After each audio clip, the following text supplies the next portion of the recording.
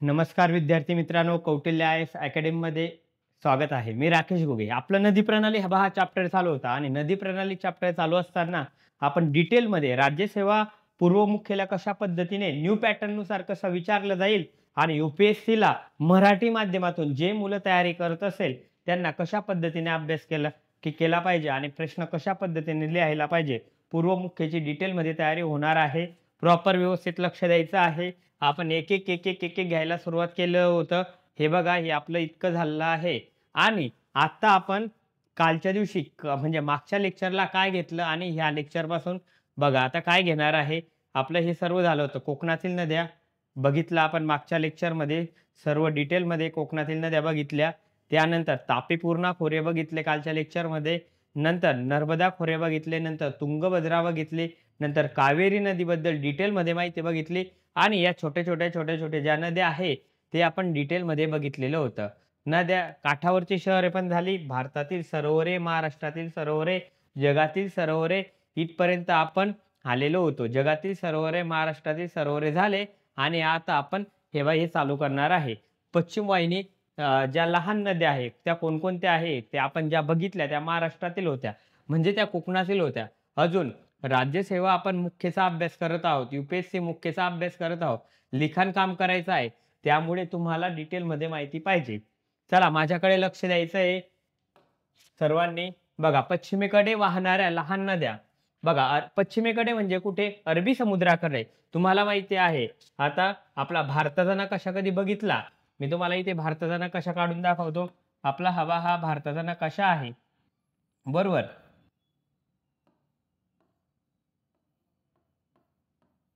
हा भारताचा नकाशा आहे. इथे अरबी समुद्र आहे, अरबी समुद्र आणि इथे बंगालचा उपसागर आहे. आणि आता आपण ज्या बघणार आहोत, आता आपल्या कोकणातील नद्या झालेल्या आहे. आता पश्चिमेकडे वाहणाऱ्या बाकीच्या ज्या नद्या आहे, आता आपण त्या बघणार आहोत. बरोबर. पश्चिमेकडे ही पूर्व बाजू आहे, ही पश्चिम बाजू आहे. म्हणजे आपण इकडच्या नद्या सर्व बघणार आहोत डिटेलमध्ये. काही प्रॉब्लेम आल्यावर विचारायचं आहे. अरबी समुद्राकडे वाहणाऱ्या नद्यांचे मार्ग कसे असतात? लहान असतात. कोकणातील नद्यांच्या वैशिष्ट्यांमध्ये सुद्धा मी तुम्हाला ते सांगितलेलं आहे. लहान का असतात?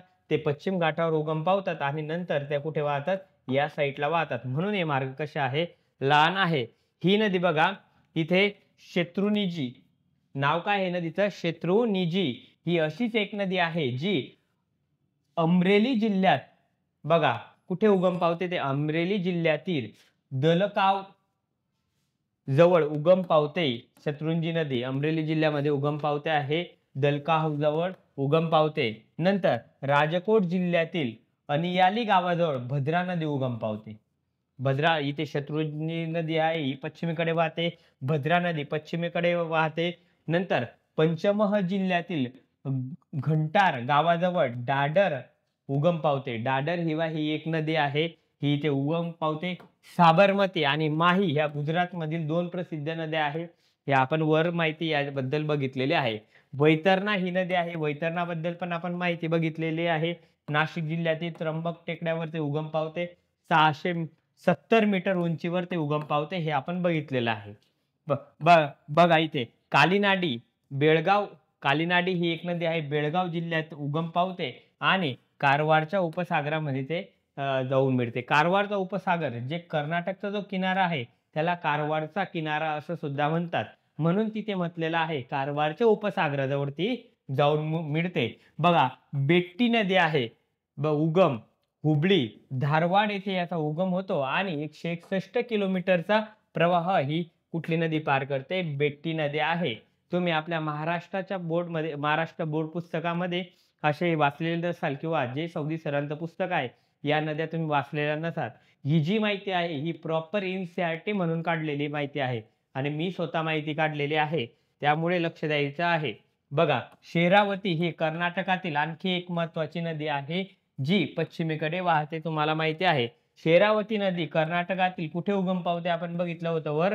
शिमोगा जिल्ह्याजवळ उगम पावते आणि ती 2209 चौरस किलोमीटरचा पाणलोट क्षेत्राच्या प्रवाह ते काय करते? प्रवाहातून ती वाहत असते. कुठली? शेरावती नदी. गोव्यात मांडवी आणि जुआरी या 2 महत्त्वाच्या नद्या आहेत. कुठली? मांडवी आणि जुआरी बघा, केरळला एक अरुंद किनारपट्टी आहे आणि केरळमधील सर्वात लांब नदी कुठली आहे? भरतपुळा. भरतपुळा ही केरळमधील सर्वात लांब नदी आहे. लक्षात ठेवा मित्रांनो. बघा, अण्णामलाई टेकड्याजवळ उगम पावते. याला काय म्हणतात? याला पोन्नानी असेही म्हणतात.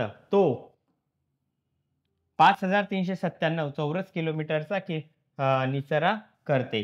त्याच्या पाणलोट क्षेत्राची तुलना कर्नाटकातील शेरावती नदीशी करा, असा प्रश्न दिलेला आहे. आणि पेरियार ही केरळमधील दुसरी मोठी नदी आहे. याचा पाणलोट क्षेत्र 5243 चौरस किलोमीटर आहे. भरतपुळा आणि पेरियार, कुठली पेरियार नद्यांच्या पाणलोट क्षेत्रात किरकोळ फरक असल्याने तुम्ही पाहू शकतात पंबा नदी 177 किलोमीटर मार्गाचा प्रवास ओलांडल्यानंतर वेमनाथ तलावामध्ये ती जाते. आता पंबा नदी केरळमधली सांगितली, भरतपुरा सांगितली, पेरियार या नद्या सांगितल्या. ह्या केरळमधल्या नद्या आहे मित्रांनो. इथे लक्षात ठेवायचं आहे फक्त या कोणकोणत्या नद्या आहे. महाराष्ट्रातल्या मी तुम्हाला प्रॉपर ट्रिक सांगितली, बाकी प्रॉपर सांगितलं. फक्त इथे ह्या नद्यांचे मार्ग तुम्ही ज्यावेळेस उत्तरामध्ये लिहाल तुम्हाला या 2-4 नद्यांच्या नावं आठवली पाहिजे. शत्रुंजी नदी असो, भद्रा नदी असो, दादर नदी असो, साबरमती माही असो, कालीनाडी असो, बेट्टी नदी असो, शरावती, मांडवी ज्वारी नदी असो, भरतपुळा असो, पेरियार असो आणि परत कुठली नदी आहे? पंबा नदी आहे. म्हणजे पूर्णतः पूर्ण पश्चिम किनारा गुजरातपासून, म्हणजे गुजरातमधल्या नदी, महाराष्ट्रामधल्या नदी घेतलेल्या आहे, कर्नाटकमधल्या घेतलेल्या आहे, गोव्यामधल्या घेतलेल्या आहे आणि केरळमधल्या, या सर्वच्या सर्व नद्या इथे घेतलेल्या आहेत. ज्या ज्या महत्त्वाच्या आहेत त्या, म्हणजे तुम्हाला लिहिताना प्रॉपर तुम्हाला व्यवस्थित लिहिता येईल. लक्षात ठेवायचं आहे. आता पुढे पूर्वेकडे वाहणाऱ्या नद्या. आता पूर्वेकडे वाहणाऱ्या नद्या आहे, मग त्या कुठे जातात? बघा, या त्यांच्या उपनद्यांसह पूर्वेकडे वाहणाऱ्या नद्या मोठ्या संख्येने आहे. त्या कुठे जातात? बंगालच्या उपसागरात सामील होणाऱ्या छोट्या नद्या सुद्धा आहे. जरी त्या लहान असल्या तरी स्वतःच्या दृष्टीने त्या कशा आहे? महत्वाच्या आहे.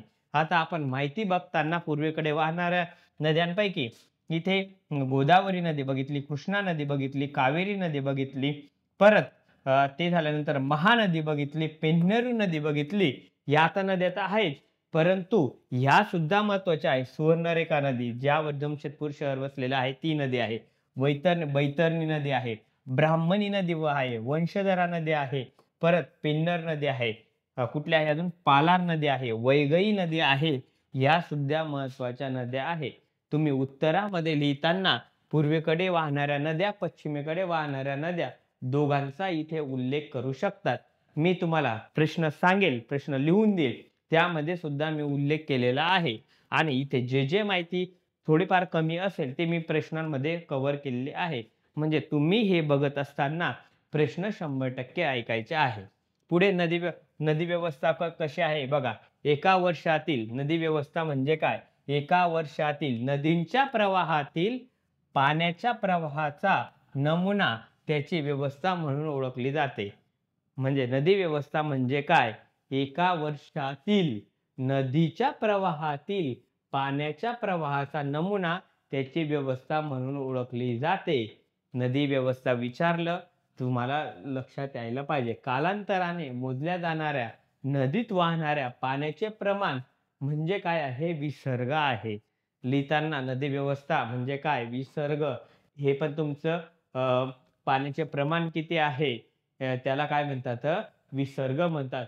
हे एकतर क्युसेक म्हणजे घनफूट सेकंदामध्ये, तुम्ही एखाद्या धरणावर कधी गेला असेल तर इतकं क्युसेक पाणी आहे, इतकं अडवलेलं आहे, इतकं घनफूट आहे प्रति सेकंद आहे, किंवा क्युमेक घनमीटर प्रति सेकंदामध्ये मोजले जाते.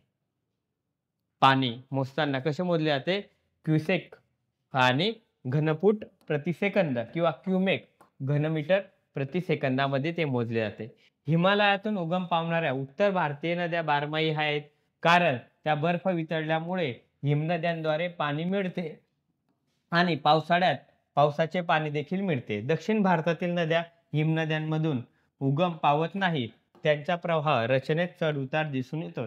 आता हे वाक्य हे लिहिण्याची गरज नव्हती, कारण ते का? की तुम्हाला हे ऑलरेडी माहिती आहे. हिमालयातल्या नद्या आहेत त्या कशा वाहतात?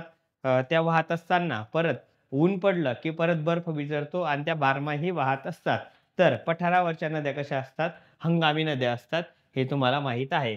पावसाळ्यात पावसाळ्याच्या प्रवाहात हा प्रवाह लक्षणीय प्रमाणात वाढतो. अशा प्रकारे दक्षिण भारतातील नदी पर्जन्यमानाद्वारे नियंत्रित केली जाते, जी द्वीपकल्पीय पठाराच्या एका भागातून दुसऱ्या भागात देखील बदलते. लक्षात राहू द्यायचं आहे. बरोबर. तुम्हाला नदी व्यवस्थाबद्दल प्रश्न आला तर तुम्ही सर्वचा सर्व उल्लेख आला पाहिजे. म्हणजे न पाण्याच्या प्रवाहाचा नमुना व्यवस्था म्हणजे नदी व्यवस्था ओळखली जाते. कालांतराने मोजल्या जाणाऱ्या नदीत वाहणाऱ्या पाण्याचे प्रमाण त्याला विसर्ग म्हणतात. क्युसेक आणि क्युमेकचा उल्लेख झाला पाहिजे. उत्तर भारतीय म्हणजे हिमालयात उगम पावणाऱ्या नद्या, द्वीपकल्पीय पठारावर उगम पावणाऱ्या नद्या या कशा पद्धतीने वाहतात हे सुद्धा त्यामध्ये यायला पाहिजे. आता आपण नदी बघितलेल्या आहे. प्रॉपर नद्या शिकलेल्या आहे. खूप डिटेलमध्ये बघितलेलं आहे. त्यामुळे ही माहिती तुम्हाला माहितीच पाहिजे आणि मी नाही पण तुम्हाला शिकवली असती किंवा नोट्समध्ये नाही लिहिली असती, तरी पण हे तुम्हाला म्हणजे जमलं पाहिजे, की सरांनी शिकवलं हे आपल्याला माहिती लिहून दिलेली नाही. परंतु सरांनी हे शिकवलेलं आहे यावरून मी असा-असा विचार करत आहे. हे असं आहे, की त्यातून जे शिकवलंय त्या म्हणून सुद्धा क्लिअर होतं. बघा नदी व्यवस्थेचे उल्लेखनीय उदाहरणे काय आहे? आता उदाहरणे आपण देऊ. असे उदाहरणे उत्तर लिहिताना कामात पडतात. बरोबर. बघा जानेवारी-जून या कालावधीत गंगेचा किमान प्रवाह असतो. तुम्हाला माहिती आहे जास्तीत जास्त प्रवाह एकतर ऑगस्टमध्ये किंवा सप्टेंबरमध्ये असतो. सप्टेंबर नंतर प्रवाह सातत्याने घसरत होत जाते. का बरं का? जून, जुलै, ऑगस्ट, सप्टेंबर या महिन्यांमध्ये पाऊस पडतो. म्हणून प्रवाह असा जोरात वाहत असतो. नंतर सप्टेंबर आला, ऑक्टोबर, नोव्हेंबर, डिसेंबर, जानेवारी, फेब्रुवारी यामध्ये कसं घसरण हळू घसरण होत जाते. हां, नंतर अशा प्रकारे मान्सूनमध्ये नदीला काय असतो? पावसाळा असतो. इथे बघा गंगा खोऱ्यात पूर्व आणि पश्चिम भागात नदी व्यवस्थेचे लक्षणीय फरक आहेत. बघा पावसाळा सुरू होण्यापूर्वी बर्फ वितळल्यामुळे उन्हाळ्याच्या सुरुवातीच्या काळात गंगेचा मोठा प्रवाह कायम राहतो. ज्यावेळेस उन्हाळा सुरुवात होते, त्यावेळेस गंगेचा प्रवाह कसा असतो? जसा मोठा प्रवाह आहे हा कायम राहतो. नंतर हळू उन्हाळा जसा जातो, बर्फ वितळण्याचा वेग सुद्धा वाढलेला असतो. नंतर बर्फाची संख्या सुद्धा म्हणजे जे आहे ते कमी झालेली असते आणि नंतर वेग कसा होतो? हळू कमी होतो.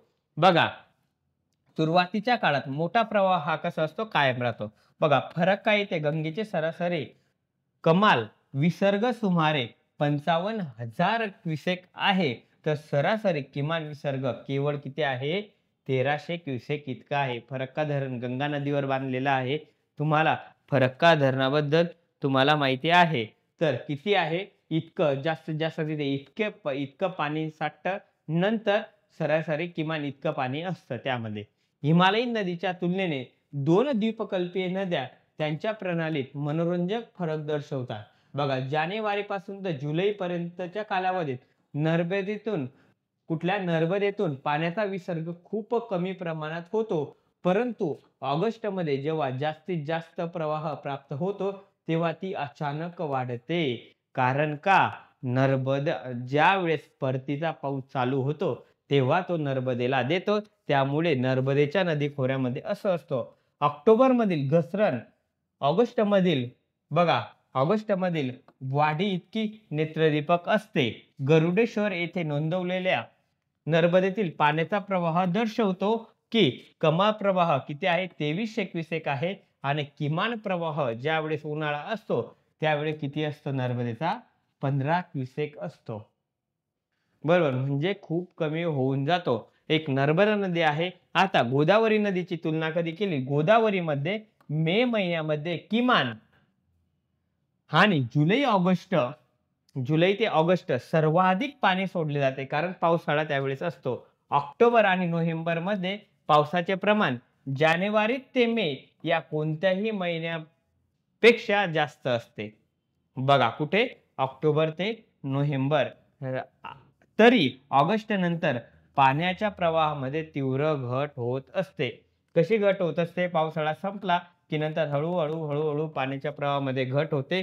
गोदावरीच्या मेमध्ये किमान असतो, एकदम कमी असतो. जुलै ते ऑगस्ट या कालखंडामध्ये जास्त असतो. ऑक्टोबर-नोव्हेंबरमध्ये पाण्याचे प्रवाह जानेवारी ते मे कालावधीत महिन्यापेक्षा कसे असतात जास्त असतात, कारण ते परतीच्या पावसामुळे थोडे वाढलेले असतात. तरी ऑगस्ट नंतर पाण्याच्या प्रवाहामध्ये तीव्र घट होत जाते. तर इथले बघा पोलावरम इथे गोदावरीचा सरासरी किमान विसर्ग कमाल विसर्ग किती आहे 3200 क्युसेक आहे आणि सरासरी किमान क्युसेक किती आहे 50 क्युसेक इतके आहे. ही आकडे नदी प्रणालीच्या कल्पना देत असते. म्हणजे किती पाणी वाढतं, किती पाणी कमी होतं तर नद्यांमध्ये. लक्षात ठेवायचं आहे, हे तुम्हाला उदाहरणं देताना हे तुम्हाला अत्यंत महत्त्वाचं आहे. तुम्ही असे 2-3 नद्यांचे उदाहरणं, एक गंगेचं उदाहरण देऊ शकतात. गंगा झाल्यानंतर द्वीपकल्पीय नद्यांचं उदाहरण देऊ शकतात. द्वीपकल्पीय पठारावरील नद्यांचं. नंतर नर्मदेचं उदाहरण देऊ शकतात. नंतर गोदावरीचं उदाहरण तुम्ही देऊ शकता. अशा पद्धतीने आपला पॉइंट काय होता? नदी व्यवस्थेचे उल्लेखनीय उदाहरणे. प्रश्नांमध्ये याचा उल्लेख अशाच्या अशा पॉइंटचा तुम्ही उल्लेख करू शकतात. पुढे बघा नद्यांची आर्थिक भूमिका, हे पण तुम्ही पॉइंट उल्लेख करू शकतात आणि अशीच्या अशी माहिती लिहू शकतात. बघा नद्यांचे पाणी एक मूलभूत नैसर्गिक संसाधन आहे, जे विविध मानवी उपक्रमांसाठी आवश्यक आहे. तुम्हाला माहिती आहे नद्यांच्या काठांचे प्राचीन काळापासून वसाहतींनी काय केले? आकर्षित केलेले आहे. या वसाहती आता मोठे शहरे बनलेले आहे. नद्यांचा वापर कशासाठी होतो? पाणी सिंचन वापर सिंचनासाठी, नौवहनासाठी, जलविद्युत निर्मितीसाठी केला जातो. शेती आणि लोकांच्या उपजीविकेचे अत्यंत महत्त्व नद्यांच्या पाण्यामुळे वाढतं. लक्षात ठेवायचं आहे. नद्यांच्या आर्थिक भूमिकांमध्ये अजून खूप माहिती लिहिता आली असते, पण इतकी भरपूर झाली. तुम्हाला उत्तरामध्ये असं लिहायला पाहिजे तुम्ही. बघा पुढे नदी प्रदूषण म्हणजे काय? नदी प्रदूषण. तुम्हाला नदी प्रदूषणाबद्दल नद्यांच्या पाण्याच्या वाढत्या देशांतर्गत नगरपालिका, औद्योगिक आणि कृषी मागणीमुळे पाण्याच्या गुणवत्तेवर नैसर्गिकरित्या परिणाम होतो. प्रक्रिया न केलेल्या सांडपाण्याचा आणि औद्योगिक सांडपाण्याचा मोठा भारही नद्यांमध्ये टाकला जातो. तुम्ही आपलं बघितलं असेल. आता तुम्ही बरेचसे मुलं पुण्यामध्ये राहतात. आपल्या इथे मुळा-मुठा नदी आहे. जसा उन्हाळा लागतो तशा पद्धतीने कसं होतं आणि सुरुवातीचा जो पूल येतो तो किती मोठा पूल येत असतो, पूर येत असतो. तुम्ही बघितलं असेल किंवा कुठल्याही नदीचं बघा म्हणजे सांडपाण्यामुळे आपलं घरचं सांडपाणी असो किंवा औद्योगिक सांडपाणी असो, त्यामुळे नदी प्रदूषण होत असते. यामुळे केवळ पाण्याच्या गुणवत्तेतच नाही, तर नदीच्या स्वशुद्धीकरण क्षमतेवरही परिणाम होत असतो.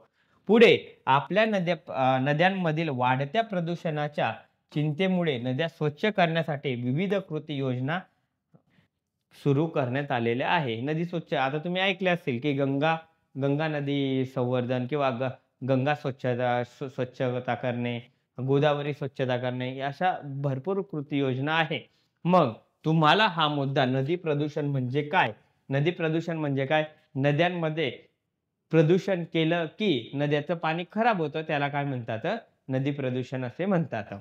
तुम्हाला लिहिता यायला पाहिजे हाही मुद्दा. नदी प्रदूषण रोखण्यासाठी सरकारचे काय उपक्रम आहे? अशीच्या अशी माहिती लिहिली तरीही चालेल. आपल्या नोट्समध्ये आहे.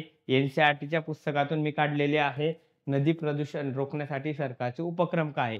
राष्ट्रीय नदी संवर्धन योजना NRCP हे आहे. बघा देशातील नदी स्वच्छता कार्यक्रम 1985 मध्ये गंगा कृती आराखडा GAP सुरू करण्यात आला होता. कुठला नदी स्वच्छता कार्यक्रम? गंगा कृती आराखडा चालू करण्यात आला होता. परत कुठला आहे? राष्ट्रीय नदी संवर्धन योजना आहे. 1995 साली राष्ट्रीय नदी संवर्धन योजनेअंतर्गत इतर नद्यांचा समावेश करण्यात आला. गंगा कृती योजनेचा विस्तार सुद्धा करण्यात आला होता. नदी प्रदूषण कमी करण्यासाठी कार्याच्या अंमलबजावणीद्वारे देशातील प्रमुख जल स्रोत असलेल्या नद्यांच्या पाण्याची गुणवत्ता सुधारणे NRCP चा उद्देश आहे. काय करायचं आहे? NRCP चा उद्देश नद्याच्या पाण्याची गुणवत्ता सुधारणे हा उद्देश आहे. म्हणजे वेगवेगळ्या गव्हर्नमेंट योजना राबवते आणि त्या योजनांद्वारे नद्याचं पाणी कशा पद्धतीने स्वच्छ होईल, शुद्ध होईल हे बघितलं जाते. त्यामुळे आपल्याला राष्ट्रीय नदी संवर्धन 1995 दिलेलं आहे. नदी स्वच्छता कार्यक्रम 1985चा दिलेला आहे. राष्ट्रीय नदी संवर्धन योजनेबद्दल ही माहिती आहे. लक्षात ठेवायची आहे. मध्य प्रदेश सरकारने पण नमामि देवी नर्मदे नावाच्या योजनेद्वारे नर्मदा नदी संवर्धन मोहीम हाती घेतलेली आहे. राष्ट्रीय नदी गंगेचे प्रदूषण प्रभावीपणे कमी करणे, संवर्धन करणे, पुनर्जीवन करणे दुहेरी उद्दिष्ट आहे. काय काय करायचं आहे? प्रदूषण प्रभावित कमी करणे, संवर्धन आणि पुनर्जीवन करणे हे दुहेरी उद्दिष्ट ठेवून साध्य करण्यासाठी केंद्र सरकारने 2014 मध्ये प्रमुख कार्यक्रम म्हणून मान्यता दिली आणि नमामि गंगे कार्यक्रम एकात्मिक संवर्धन अभियान सुरू केले आहे. असं मी तुम्हाला मध्य प्रदेश सरकारचं नर्मदेचं उदाहरण दिलेलं आहे. नमामि देवी नर्मदे अशी योजना चालू केलेली आहे. गंगेसाठी नमामि गंगे कार्यक्रम हा गंगा नदी संवर्धनासाठी चालू केलेला आहे. नदी स्वच्छता करण्यासाठी देशात पहिलेही कार्यक्रम राबवले गेले. 1985 असो 95 असो म्हणजे कंटिन्यू तेव्हा ते चालू होते. म्हणजे नदी स्वच्छता करणे ही महत्वाचं आहे. मुख्यतः ते काय काय आहे? जगातील सर्वात मोठे जलनिस्सारण खोरे कोणकोणते आहे? अमेझॉन ही एक खोरे आहे. तुम्हाला माहिती आहे की लांबीने सर्वात मोठी नदी कधी बघितली तर नाईल नदी आहे आणि पात्राने सर्वात मोठी नदी बघितली तर कुठली आहे? अमेझॉन नदी आहे. हे जगातील सर्वात मोठे जलनिस्सारण खोरे कोणते? अमेझॉन आहे. सिंधू जल करार झाला होता. सिंधू नदी पाणी वाटप करार कधी? 1960च्या नियमानुसार.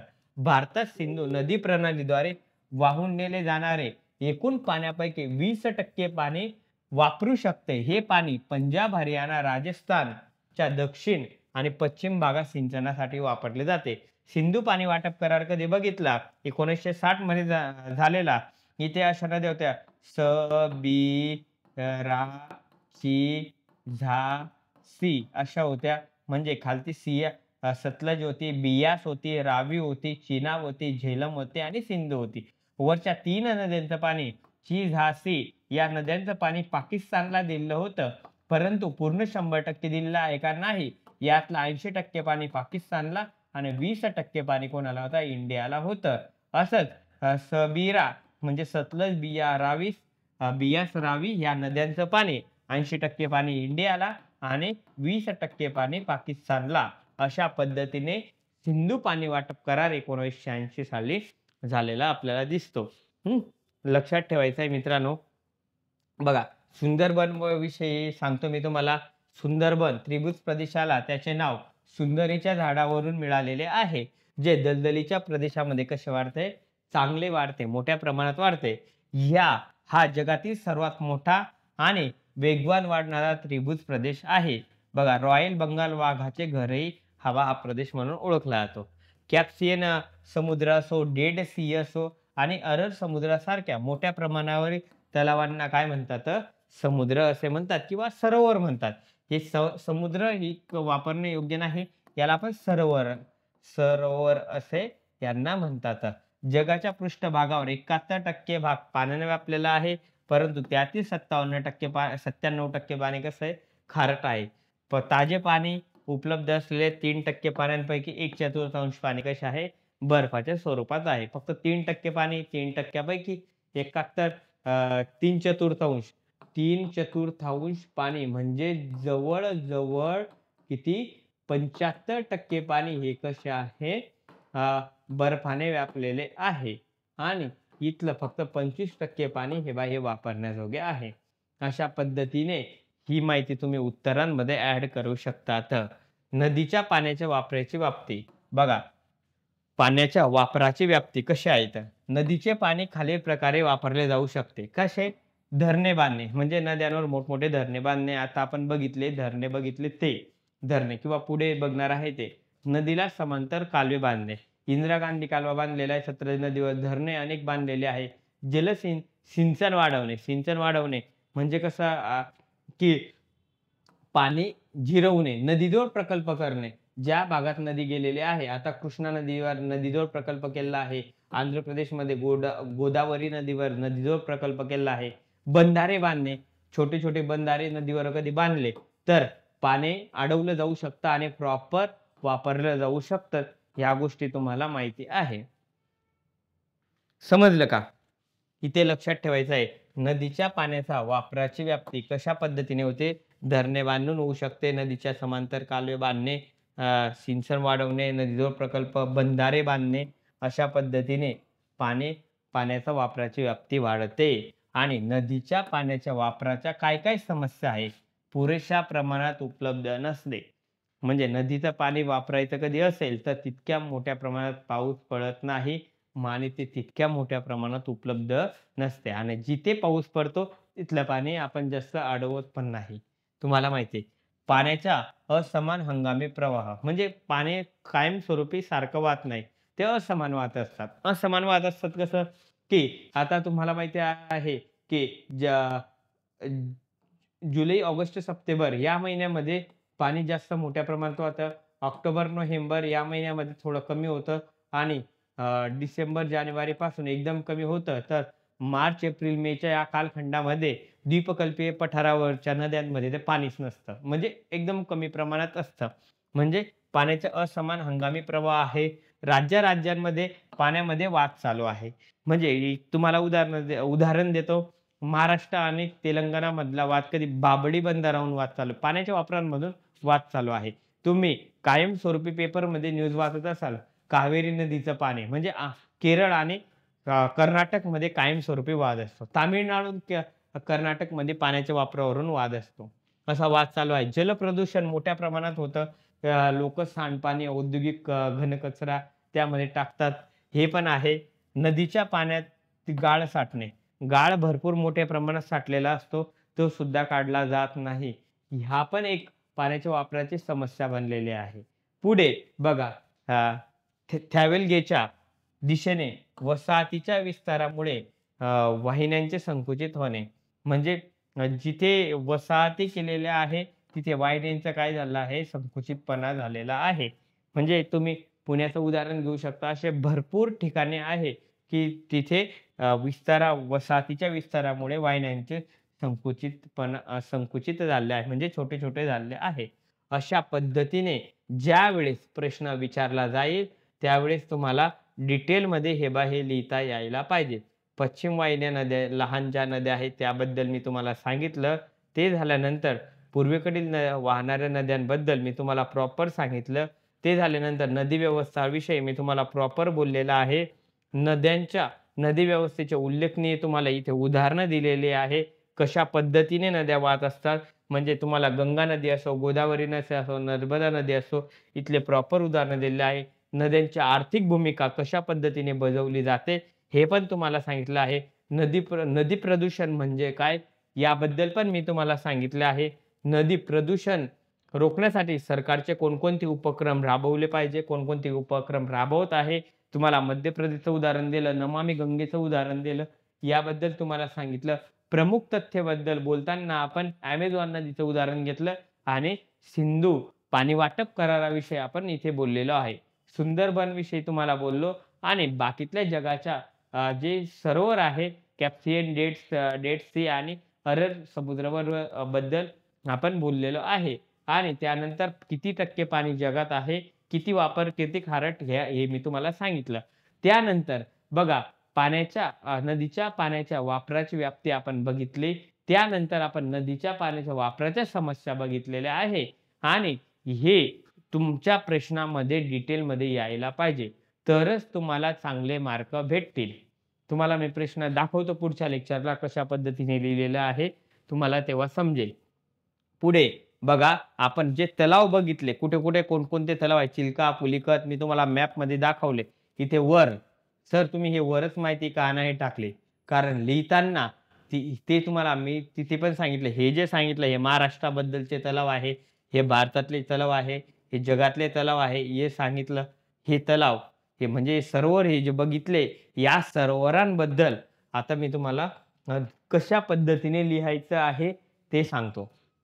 म्हणजे प्रश्न तुम्हाला प्रिलियमला, UPSCला प्रिलियमला, राज्यसेवा प्रिलियम मुख्यला आला, की तुम्हाला लिहिता यायला पाहिजे. तुम्हाला प्रश्न सोडवता यायला पाहिजे. हं.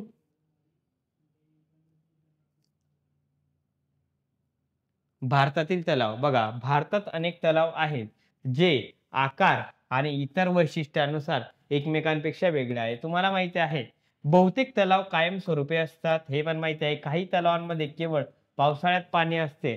जसे की अर्धशुष्क प्रदेशात अंतर्देशीय खोऱ्यांमध्ये तलाव आहे. ते काही तलाव आहेत जे हिमनद्या आणि बर्फाच्या वितळण्याचा परिणाम करतात. आणि इतर म्हणजे वारा, नदीच्या क्रिया, मानवी क्रियाकलापांद्वारे तयार झालेले आहे. पूर क्षेत्राच्या अलीकडे वळत जाणारे नदी काय म्हणतात ऑक्सबाऊ तलावामध्ये विकसित होते. ज्यावेळेस नदीचा हळू-हळू पाणी कमी होतं, त्यावेळेस जो तलाव तयार होतो त्याला काय म्हणतात? ऑक्सबाऊ तलाव असे म्हणतात. हे सुद्धा लक्षात राहू द्यायचं आहे. आता भारतातील महत्त्वाचे कधी बघितले तलाव किंवा सरोवर म्हणा. म्हणजे तलावापेक्षा मोठा जो आकार असतो त्याला सरोवर म्हणतात. चिल्का सरोवर असो, पुलिकस सरोवर असो, कोलेरू सरोवर असो, यासारख्या किनारपट्टीय भागात बघा थुंके आणि बार सरोवर तयार करतात. बघा अंतर्देशीय जलनिस्सारण प्रक्रियेतील सरोवर कधी-कधी हंगामी असतात. उदाहरणार्थ राजस्थानमधील सांबर सरोवर आहे. मी तुम्हाला नकाशामध्ये दाखवलं. म्हणजे सर्वात मोठ्या खाऱ्या पाण्याचे जे सरोवर आहे, हे सरोवर हे त्याचे पाणी मीठ तयार करण्यासाठी वापरले जाते. बहुतेक गोड्या पाण्यातील तलाव हिमालयीन प्रदेशात आढळतात. ते हिम हिमनदीय उत्पत्तीचे आहेत. म्हणजेच हिमनद्यांनी एक खोरे खोदले तेव्हा ते तयार झाले आहे. जे नंतर बर्फ वितळल्याने भरले गेले. याउलट जम्मू काश्मीरमध्ये उलर सरोवर असो. उलर सरोवर जे म्हणजे भारतातील सर्वात मोठे गोड्या पाण्याचे जे सरोवर आहे, हा हा हा विवर्तनिकी क्रियाचा भाग आहे. म्हणजे हिमनदीनं ते खदलं आणि नंतर तिथून ते तयार झालेले आहे. त्यापैकी कुठलं उदाहरण दिलं मी तुम्हाला? उलर सरोवर आहे. सर्वात मोठे गोड्या पाण्याचे सरोवर आहे. नंतर तशा पद्धतीने दाल सरोवर आहे, भीमताल आहे, नैनिताल आहे, लोकटक आहे. लोकटक मणिपूरमध्ये बारापानी आहे. इतर काही महत्त्वाचे गोड्या पाण्याचे सरोवर आहे. बघा, नैसर्गिक सरोवराव्यतिरिक्त जलविद्युत निर्मितीसाठी नद्यांच्या धरणांमुळे बघा गुरु गोविंद सागर म्हणजे भाकरा प्रकल्प यासारख्या तलावाची निर्मिती केली आहे. पुढे गोविंद सागर असो, राणा प्रताप सागर असो, निजाम सागर असो, हे जे आहे राणा प्रताप सागर मध्य प्रदेशमधलं आहे. गोविंद सागर, गुरु गोविंद भाकरा नांगर सांगितलं. निजाम सागर हे आंध्र प्रदेशमधलं आहे. हे मानवनिर्मित तलाव आहे मित्रांनो. आता या तलावांचे महत्त्व काय-काय आहेत? मी तुम्हाला हे तलावांबद्दल पहिल्यांदा मॅपमध्ये दाखवलं. नंतर त्या तलावांबद्दल एक-एक, 2-2 वाक्य सांगितले. आता प्रॉपर तलाव कशा पद्धतीने तयार झाले आहे हे तुम्हाला सांगितलं. म्हणजे नैसर्गिक कुठले आहे, मानवनिर्मित कोणते आहे हे तुम्हाला सांगितले. आता त्या तलावांचे महत्त्व काय-काय आहे? म्हणजे तलावांबद्दल किंवा सरोवराबद्दल आयोगाने प्रश्न विचारला प्रिलियम मेन्सला तर तुमचा 100% तो प्रश्न बरोबर यायला पाहिजे. येतंय का लक्षामध्ये? पुढे तलावांचे महत्त्व बघा. तलावांचे नदीच्या प्रवाहावर नियंत्रण ठेवण्यास मदत होते. मुसळधार पाऊस ते पूर रोखते. कोरड्या हंगामात पाण्याच्या प्रवाहाला समान राखण्यासाठी मदत करते. तुम्हाला हे सर्वच सर्व माहिती आहे. फक्त ही माहिती काय करायची आहे? पेपरमध्ये उतरवायची आहे. नदीच्या प्रवाहाला नियंत्रण ठेवते. मुसळधार पाऊस पडते तेव्हा ते पूर रोखते. कोरड्या हंगामात ते पाण्याचा प्रवाह समान राखण्यामध्ये मदत करते. परत काय करते? जलविद्युत विकासासाठी देखील त्याचा वापर केला जाऊ शकतो. सभोवतालच्या हवामानाचे नियमन करतात. जलीय परिसंस्था राखतात. नैसर्गिक सौंदर्य वाढवतात. यामुळे पर्यटन विकास होतो. करमणूक वाढते. बऱ्याचशा गोष्टी होतात. लोकांच्या हाताला रोजगार मिळतो. अशा खूप गोष्टी होतात. असे तलावांचे महत्त्व आहे. जवळ-जवळ 50-100 पण पॉइंट कधी लिहिले तलावांच्या महत्त्वांमध्ये तरी पण ते अपूर्ण पडू शकतात. तलावांचे महत्त्व तुम्हाला समजलं का? तुम्हाला समजलं असेल अशी अपेक्षा करतो आणि आता पुढे जाऊ. आता पूर बघू बरं का. आता पूर बघताना मी या ठिकाणी सुरुवात केलेली होती. परंतु हे पेज मी मधूनच जोडलेले आहे. नवीन नोट्स कालच्या नोट्स तुम्ही बघितल्या असेल तर या नोट्स नव्हता. पूर समस्या भारतात जगातील किती 3.5% क्षेत्र पूर मैदानाने व्यापलेले आहे.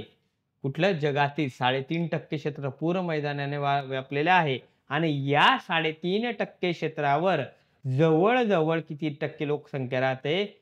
16.5% लोकसंख्या राहत असते. पूर क्षेत्रामध्ये मित्रांनो लक्षात ठेवायचं आहे, पूर क्षेत्रामध्ये जगातील किती टक्के क्षेत्र?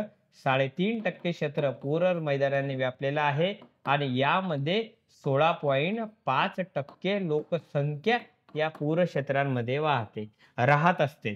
पूरनिर्मितीचे कारणे. आता पूरनिर्मिती बघा कुठले होईल बरं का? इथे बारमाही नद्या वाहतात. गंगा नदीच्या खोऱ्या आहे, यामध्ये पूर येतात. ब्रह्मपुत्रा नदीच्या खोऱ्या आहे, मोठ्या प्रमाणात पूर येतात. सर्वात जास्त पूर येतात. बरोबर ना?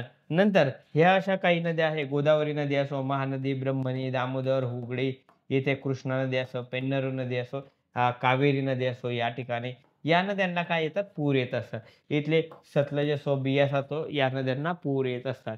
मग पूर निर्मितीचे कारणे काय काय? आता कशा पद्धतीने पूर येतात? तुम्हाला प्रश्न विचारला तर बरोबर यायला पाहिजे.